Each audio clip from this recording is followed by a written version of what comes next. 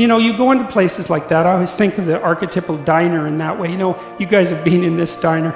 There's a really good opposite diner, and there's a great video on YouTube. It's Tom Waits reading a poem by Bukowski, and I think it's called Nirvana. And it's about a good diner that he happened to visit. Bukowski happened to visit when he was on a bus when he was a kid. A diner where everything was going well. And you could listen to that. It's great. I think it's great. But this is the opposite diner I'm thinking about. So you go into a diner, right?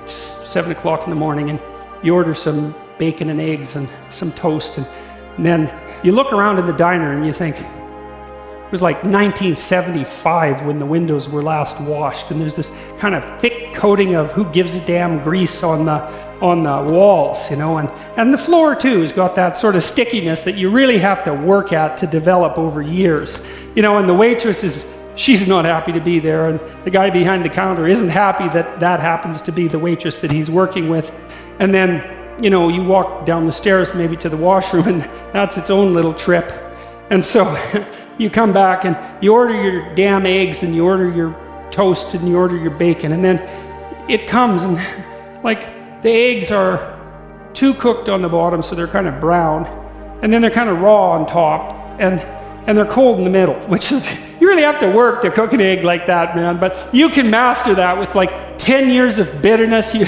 teach you how to cook an egg like that. And then the toast, here's what you do with the toast, right?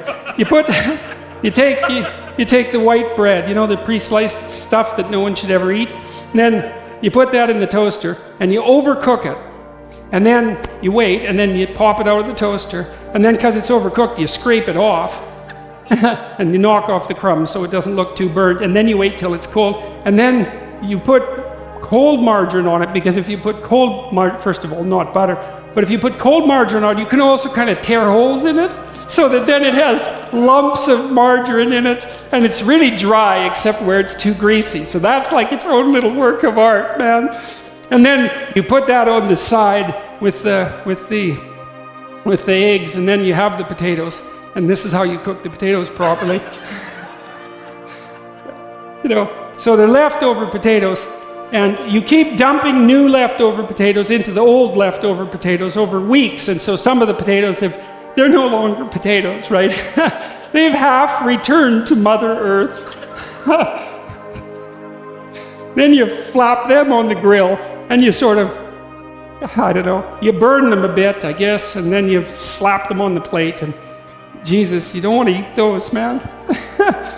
That's for sure, and that's the point. And then you have the bacon, and you want to make sure you buy the lowest possible quality bacon. That's how you start. And then you throw it on the grill, and your grill has to be overheated to do this. You have to cook the bacon so that it's raw in places and burnt in other places, and it has that delightful pig-like odor that only really cheap, badly cooked bacon can provide.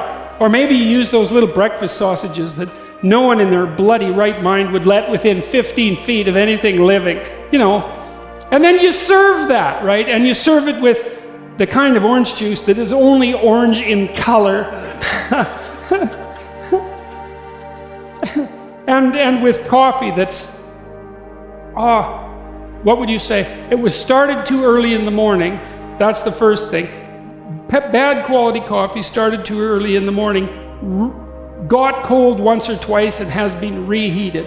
And then you serve that with whitener. It's like, here's your breakfast. It's like, no, man, that's not breakfast. That's hell.